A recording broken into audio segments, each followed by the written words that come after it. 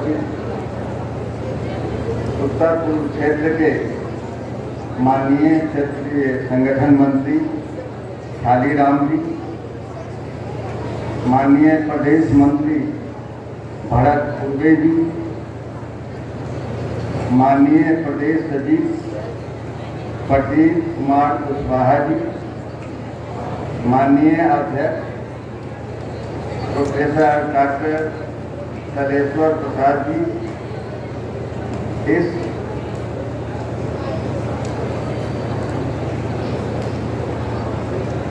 विद्या मंदिर सरस्वती विद्या मंदिर के प्रधानाचार्य अनंत कुमार सिन्हा जी,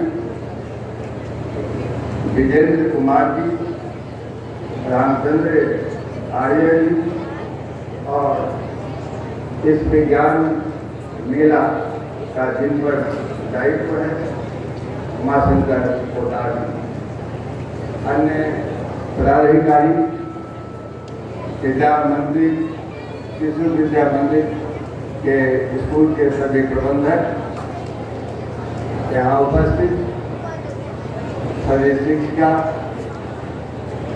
हमारे वैज्ञानिक, हमारे छात्र छात्राएं एवं मीडिया बंधु, मैं request all of you to keep silence. शांत रहा जा सकता है क्या?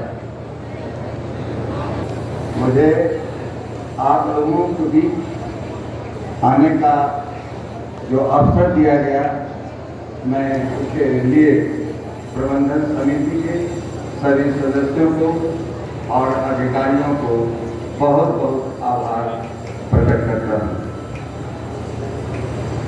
मैं इस अवसर पर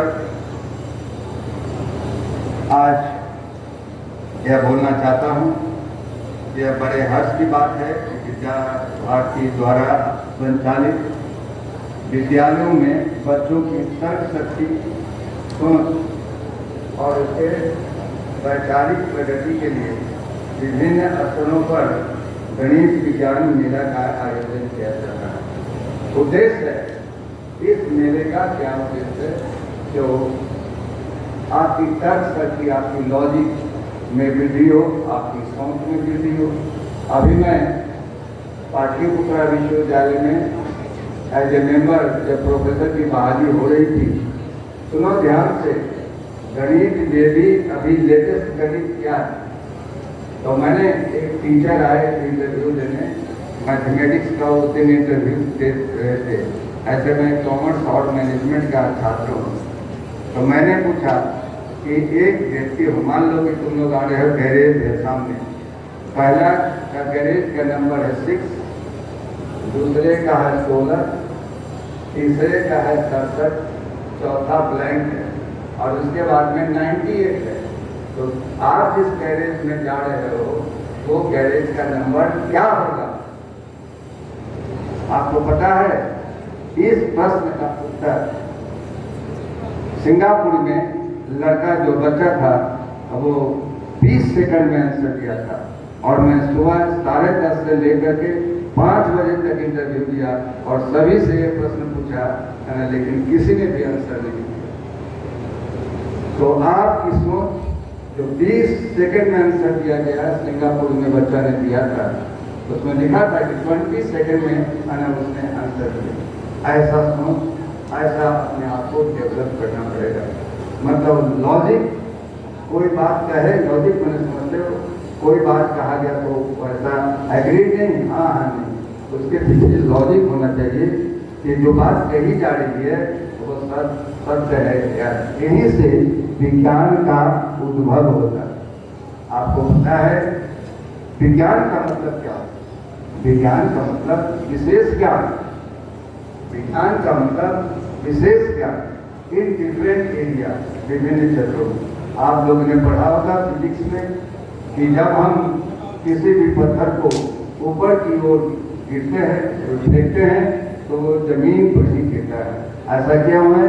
because of the principle of gravity, गुरुत्वाकर्षण का सिद्धांत। तो किसी ने फेंका होगा, बार बार पागल की तरह फेंक रहा होगा, फिर नीचे आ रहा होगा, तो उसने एक प्रिंसिपल एडॉप्ट किया। तो हमारे कहने का मतलब ये है कि अभी जो 21वीं शताब्दी है उसमें नई सोच, नई ऊर्जा को लाना पड़ेगा। आप छात्र हैं और विद्यालय के छात्र हैं, मैं इसके लिए एक बहुत बड़ा मंत्र आपको बताना चाहता हूँ। जो भी पढ़ो पाठ्यक्रम में 1 बार पढ़ो, 2 बार सोचो और 3 बार लिखो, आप देखेंगे कि आपको फिर कभी पढ़ने की जरूरत नहीं होगी। न एग्जामिनेशन में पढ़ना है, न इंटरव्यू में पढ़ना है। मैंने क्या बोला? 1 बार पढ़ो, 2 बार सोचो और 3 बार उसी बात को लिखो। तो देखिए मालूम होता है कि ऑफिस जैसे पेपरलेस हो गया, आपका दिमाग भी पेपरलेस हो गया। तो ऐसी चीजें जो है ना वो विज्ञान सिखाता है, विशेष ज्ञान। कोई चीज अभी देखिए, अभी हमारे प्रधानमंत्री जी ने है ना वो न्यू इंडिया, स्किल इंडिया, क्या है स्किल इंडिया? अभी जो छोटे छोटे उद्योग हैं है ना, उन लोगों को बढ़ावा दिया जा रहा है। बहुत सारा जो कॉलेज में जाने वाला व्यक्ति है ना, जो साइंटिस्ट है, वो अपना नया आइडिया, इनोवेटिव आइडिया लाता है, प्रैक्टिकल करता है और उसका जो है वो रजिस्ट्रेशन होता है। तो इस तरह से मैं कहना चाहता हूँ कि आपकी सोच और तर्क विकसित करेगा और तब जब आप विज्ञान के बारे में सोचेंगे। आपके जो सब्जेक्ट हैं है ना, उसमें आपने भौतिकी पढ़ा होगा, रसायन शास्त्र पढ़ा होगा। अब जो है रसायन शास्त्र में आपने पढ़ा होगा कि just Zn plus H2SO4 is equal to what? Zn_SO4 plus H2। मैंने जस्ता पर तनु निकालने की प्रतिक्रिया कराई जाती है तो जिंक सल्फेट बनता है और साथ साथ हाइड्रोजन गैस बनती है। तो आप पढ़ रहे हैं, सोच रहे हैं, आप भी अपने प्रैक्टिकल में लैब में जाकर के देखें। खासकर छोटे बच्चे नहीं, जो बड़े बच्चे हैं वो विज्ञान जो पढ़ रहे हो उसको सोचो। अभी जो सिलेबस जो नया फॉर्म किया जा रहा है, खासकर इग्नू का सिलेबस, इग्नू की जो सिलेबस फॉर्म की जा रही है, पहले बताता है कि इस टॉपिक का उद्देश्य क्या है और कैसे कैसे फॉर्म किया है। सामान्य किताबों में, विद्यालयों में या जो कॉलेजों में या यूनिवर्सिटी में बताया जाता है, और जस्ट एक चैप्टर निकाला, उस पर लोगों ने लिख दिया, है जो प्रोफेसर साहब है वो आए और पढ़ा दिए। लेकिन वो पढ़ने का जैसे ही आपको पता पढ़ाई जा रही है तो इंटरेस्ट जो है वो जगेगा। तो हमारे कहने का मतलब ये है, एक नई बुद्धि, एक नई लॉजिक और एक तर्क आपके दिमाग में आनी चाहिए। इनोवेशन, नए नए सोचो, नई बातें सोचो, दैट इज कॉल्ड इनोवेशन या अनुसंधान। तो विज्ञान के जो मेला है इसमें बहुत सारे बच्चों में, मैं जब ये गांव में पढ़ता था तो फिजिक्स के टीचर, तुम लोग की ये जो मिरर है ना, उसको क्या कहते थे कि रबड़ से बांध के और चूड़ी डाल दीजिए, बड़ी अच्छा खिलौना बन जाता था। बाइस्कोप वाला पढ़े हो तो जमीन के नीचे देखता है। तो ये सारे विज्ञान में मेला में है ना हम लोग भाग लेते थे और ऐसा बना के जाते थे। आप लोगों में भी बहुत अच्छी अच्छी चीज़ लाई होगी, जिसको अगर हमें देखने का अवसर मिलेगा तो मैं उससे पता लगाऊंगा कि आपकी सोच किस दिशा में जो है वो जा रही है।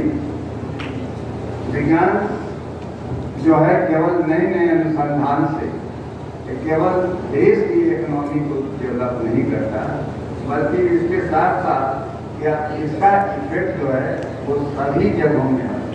मतलब मैं ये कहना चाहता हूँ कि विज्ञान के द्वारा ही देश की सुरक्षा होती है। जब वैज्ञानिक नई चीज आविष्कार करते हैं तो उसको हम फौज में लॉन्च करते हैं। विज्ञान के अंतर्गत मेडिसिन का नई मेडिसिन का आविष्कार होता है। विज्ञान के अंतर्गत दूसरे गैस पैदा होती है। बहुत तरह के एग्रीकल्चर सेक्टर में विज्ञान एप्लीकेबल है, जिसमें कि कम बीज के द्वारा मैक्सिमम प्रोडक्शन किया जा सकता है। तो विज्ञान utility of science is in every sector, आना चाहे वो सेना का क्षेत्र हो, उद्योग का क्षेत्र हो, व्यापार का क्षेत्र हो, कृषि का क्षेत्र हो, सभी जगह। इसलिए कहा जाता है विज्ञान के बारे में कि साइंस इज परवैसिव। परवैसिव मैंने समझते हैं इसका सिद्धांत जो है वो हर जगह लागू होता है। चाहे जो मैंने ये बताया पत्थर को ऊपर उछालने की बात चाहे इंडिया में उछाला जाए या अमेरिका में या चाइना में, वो जो है सब जगह एक ही होता है। बड़ा अच्छा दादी राम जी ने एक बताया कि विज्ञान के जो आउटपुट है वो दो दिशा में जा सकती है ना। क्या हो सकता है, एक जो क्रिएटिविटी माइंड में डेवलप की जाती है और दूसरी ओर जो है उसका तो एक तो सृजन है, दूसरा आपने बताया बृहद विध्वंस। आपको पता है कि कोरोना जो वायरस आया इंडिया में वो कहाँ से आया, कोई छात्र बताए, छात्र चाइना के कहाँ, वहाँ क्या हो रहा था, स्कूल से निकला वैज्ञानिक लोग रिसर्च, ये ब्लेम है, इसकी पुष्टि हुई है नहीं, मैं यहाँ अधिकारी कुछ नहीं बोल सकता। तो वो विध्वंस हुआ और ऐसा विध्वंस हुआ कि कई लोगों को मतलब अभी इस दुनिया में नहीं, कई परिवार सुना होगा, कई माताएं विधवा हो गई है ना, तो कई पत्नियों का जो श्रृंगार है वो ये सुने हो गए। मैं ये कहना चाहता हूँ कि वैसा काम मत करो जो विध्वंस का है, वैसे सोचो है ना जो क्रिएटिव हो। तो इन्होंने ख्याली राम जी ने बहुत अच्छी बात बताई है। आप समझते हो ख्याली राम जी क्यों नाम पड़ा होगा, या इनका ख्याली मीन्स इमेजिनेशन, सोच, नई नई सोच, नहीं बोलता है ना कि बड़े ख्यालात के आदमी हैं है ना, ये हमेशा जो है वो नई बात, तो ऐसे लोग है ना उन्हें कहा जाता है कि केवल मतलब इमेजिनेशन, ख्याल करना, आगे सोचना। तो मैंने देखा 2 मिनट में, इसीलिए आप पर इतना बड़ा जो है 2 प्रदेश का भार जो है वो दिया गया है। और मुझे उम्मीद है कि यहाँ के जो लोग भी अधिकारी विद्या मंदिर से या विद्या भारती से हैं, जिन पर प्रभाव दिया गया है ये इस तरह के विद्यालयों में आकर के आप एक नई ऊर्जा पैदा करेंगे।